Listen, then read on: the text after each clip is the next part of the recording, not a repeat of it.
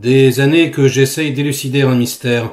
Pourquoi, dans le cinéma français, notamment le polar, pourquoi dans les séries télé françaises, tous les comédiens, tous les personnages parlent comme ceci, d'une façon monocorde en toutes circonstances. Exemple, ma femme m'a trompé, j'ai envoyé mes enfants en colonie de vacances, et l'avion dans lequel ma femme était montée avec son amant s'est écrasé.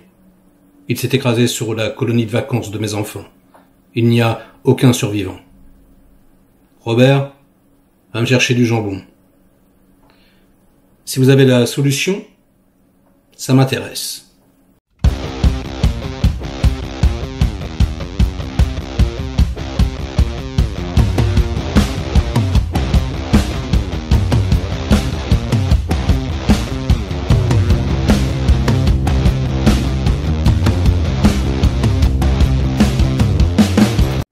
Salut les cinéphages, c'est Merege, et aujourd'hui, on vient parler de la nouvelle série française original Netflix, Pax Massilia, réalisée par Olivier Marchal, qui nous a servi depuis quelques années quelques polars français bien sentis, dont notamment 36 quais des Orfèvres, qui à l'époque était un véritable événement. Alors, le casting est très bon. Déjà, je place un gros big up à Olivier Barthélémy, un courtrage power, mais le rôle principal, c'est Toufik Djalab, qui porte vraiment tout le show sur ses épaules, et nous avons Nicolas Duvauchel dans le rôle du grand méchant. Et là, je vais être obligé de te mettre les pieds dans le plat, Je vais commencer peut-être par ce que j'aime pas, qu'il y ait toujours ce petit ton français ultra sérieux dans le polar. Et alors là, en plus, c'est Olivier Marchal, donc il y a 3 scénaristes.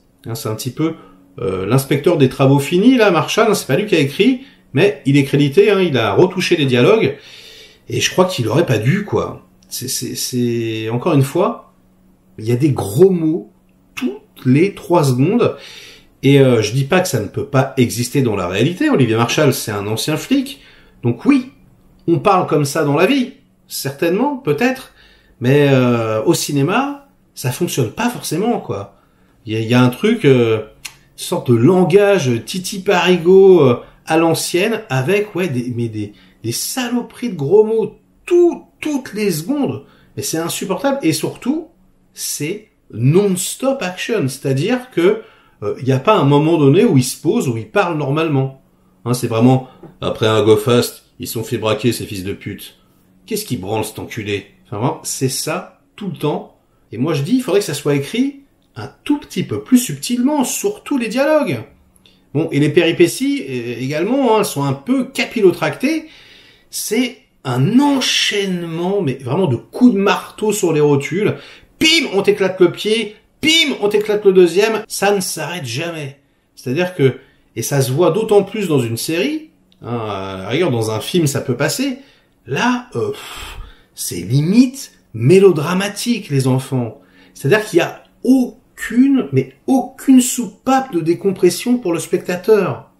Et c'est Verhoeven, encore une fois, je le dis à chaque fois, mais qui dit ça en parlant du remake de Robocop, il explique que ça marche pas, parce que le concept de Robocop, à la base, c'est complètement con.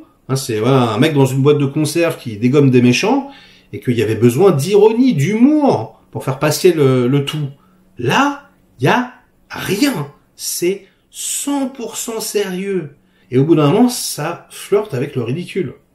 Je sais pas, des films qui ont marqué l'inconscient collectif en France. On va prendre La Haine, par exemple, qui est très sérieux, qui est quelque part très dur, très violent. Il y avait énormément de moments où c'était très drôle. Rappelez-vous le moment où Vince, il danse, c'est cette fameuse scène dans les toilettes, Ça fait vraiment du bien de chier un coup, etc. Ou encore Vincent Lindon qui danse sur la voiture.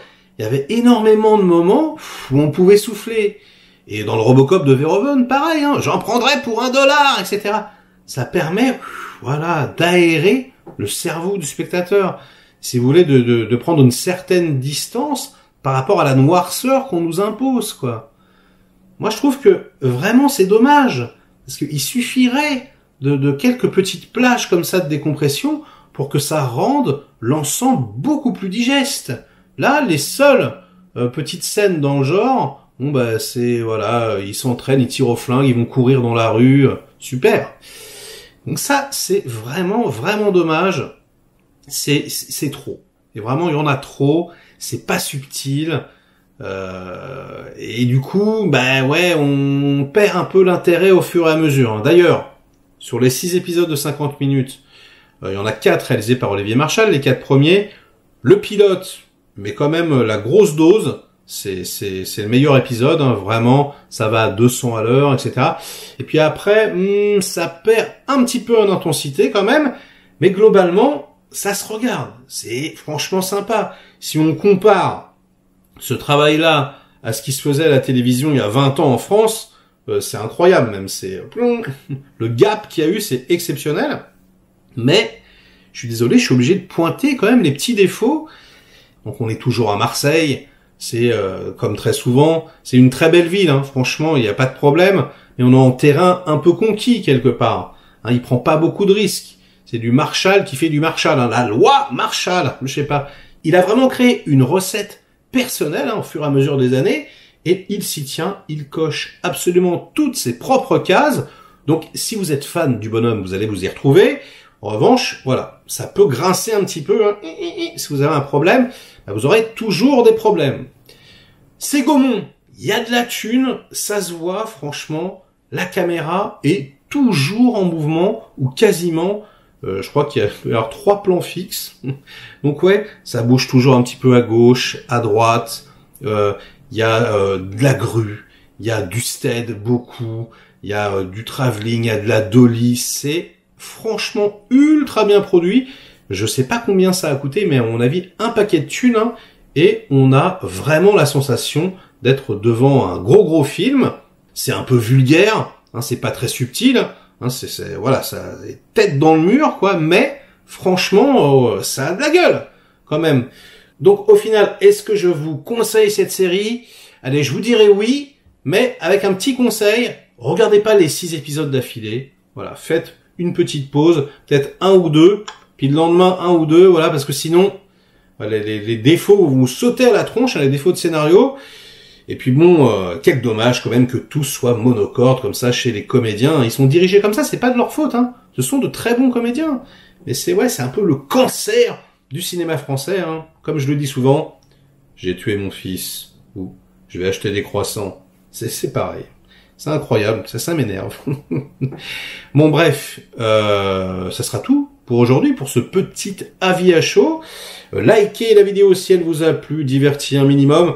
Délikez-la sinon, inondez-moi de commentaires comme d'habitude pour faire marcher le petit robot YouTube. Et nous on se retrouve très vite pour de prochaines aventures. Ciao!